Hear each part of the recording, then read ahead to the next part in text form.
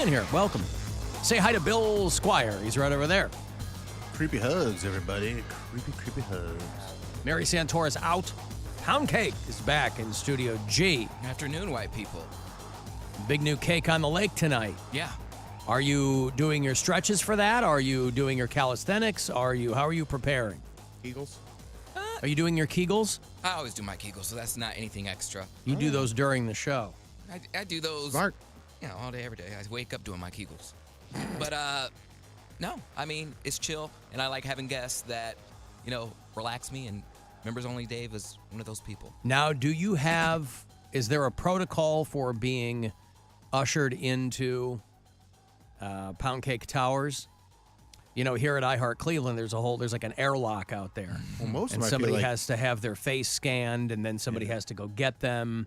Bill's building has a doorman. I assume yours does not. Mine does not, no, but You do a lot of them remote, though. I was going to say, I've only had one in-person guest. The other ones, you can do an invite to a live, and then... Oh, I thought you were having people next to you on your couch. No. No, I only had one guest to do that. I think you should make that more of the format, though. I think that's more fun. So this is just a Zoom thing, then? Well, you can invite people to your live, and it's the same thing. It gives the convenience of not having to travel, because that's what I ran into when I was doing the podcast is, asking people to do a podcast is cool, but it's also free, and people sometimes travel far and wide. I've had people from all over doing a podcast, and being remote, allows that access. So I'm cool with that. So it's like a split screen type situation. Top and bottom. Are you the top or the bottom? I was envisioning side to side, but dealer's choice. Instagram does it that way. I'm does on the it top to bottom? Guest is on the bottom. It doesn't give you any, it doesn't let you manipulate if you want it side by side or top and bottom? I have not, no. I don't think it does, but I have not tinkered with it enough. So you get kind of a Brady Bunch vibe. Yeah, I'm more afraid that if I do that while we're live, it will interrupt the live, and I don't want that to happen, because I've had that happen a couple times where I don't know if this signal wasn't strong or Instagram was glitchy, and then it just hangs up. So I don't like that. But I guess because I only poked my head in on that first one you did, and it was you and one of your friends on the couch, and I guess I thought they were all like that. No, that was the only one that was on the couch, and that was also me testing the waters, because I didn't know. I hadn't done a live. God, I can't remember the last time I did a live. Before last Thursday. No, I'm saying before I started this little Instagram series. It's every Thursday. His short-term memory, I was going to say, it is already, he has to leave himself little notes on Post-its like Guy Pearce in Memento. Yeah, no, so I'm not really familiar with all the things you can do, but I think that's really cool where you can just have people join your live, or you join someone else's. You can make it like a conference call. You can have several people on the live. Uh-huh. So I'll hopefully be testing that out in a couple weeks. Yeah. We should do that on the show today, Bill. I'll start an Instagram live, and then I'll invite you to it. Okay. And then you and I could talk on Instagram. And we could do during that. the show. Let's do it. Oh, that'd be fun, wouldn't it? Let's try it. Oh, that way we wouldn't have to be in the same room, even though we would be. And all right. I wonder how it would, how that would even work in here, with double up.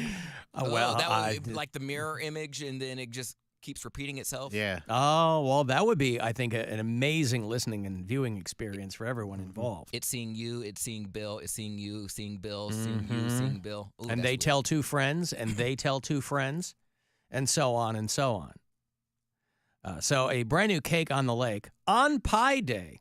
Ooh. So enjoy that. What will the two of you talk about? Members Only Dave, one of our compatriots here at iHeart Cleveland. Do you know what he's doing right now? Who? Members Only Dave. No. He's watching the movie Heat. Oh, what a great movie. 1 minute at a time. Oh, right. Yeah, I think he mentioned that. So we're going to talk about that. I love that. That's almost 300 minutes of no, not 300 minutes. It's almost it's like a 3-hour movie. So it's but 180 minutes. Yeah. 1 minute at a time. It's going to take him 3 months to do it, basically. Yeah. That's so funny, though. Yeah. God, I would get such blue balls watching Heat a minute at a time. It would just drive me. I just love that movie so much. It's top 5 for me. One of the only movies I've seen in the theater multiple times. And I just love it. I don't think I've ever seen it. Oh, it's just fantastic. It's a good one. I think Michael Mann finally wrote a sequel, like a book or something, and I think now they're going to try to make a movie out of that, like a prequel as it were. That's why, it really comes, it's really brought into clear focus how much time has gone by. That came out right before New Year's Eve, I think, in 1995. I think that's when Heat came out. I remember. I think it came out was it 95? I thought because Going into 96? I had just moved to Kalamazoo, Michigan for work the previous Labor Day. So, okay, December 15th, 1995. So I had just moved to Michigan, but most of my stuff was still back in Chicago. So I had gone home for like Christmas vacation, whatever, So I was home. A friend of mine and I went to go see Heat. She had no interest in it. But I was just blown away by that movie. I just love it so much. And then you see, 30 years later, next year, of course, it'll be 30 years later. And you see Al Pacino at the Oscars. And you see De Niro doing whatever he's doing. He's in Killers of the Flower Moon. He did Bill Maher's show last week. De Niro plays Neil. These are 80-year-old men. Yes, Neil, not Neo. Neil. Yeah. And they're based on real guys. I mean, the story of Heat is based on real guys. But I just love that movie so much. So, too, I think it's hilarious to do it minute by minute. Is this the first time he's ever seen it? Do you know? I don't know. I don't know. I don't know okay. about that. Maybe Poundcake can find that out on I the will link. ask. I mean, next year the movie will be 30 years old, but I love it. And it was a big hit. Michael Mann, as a director, as far as I'm concerned, can do no wrong. But obviously those guys looked a lot different 30 years ago. I mean, they were in their mid-50s. Yeah. Al Pacino, still had the cool hair. And running time, 170 minutes. Yeah. It's a long movie. But it doesn't feel like it. That's the beauty of that movie. There's so many characters, but nobody gets lost in the shuffle. You can always feel the thread of the plot. There's a lot going on in Heat. It really is like an epic movie. And it was a bankable movie, too. Budget was $60 million, grossed $187 million. Yeah. And in 1995, $60 million was a lot to make a movie, too.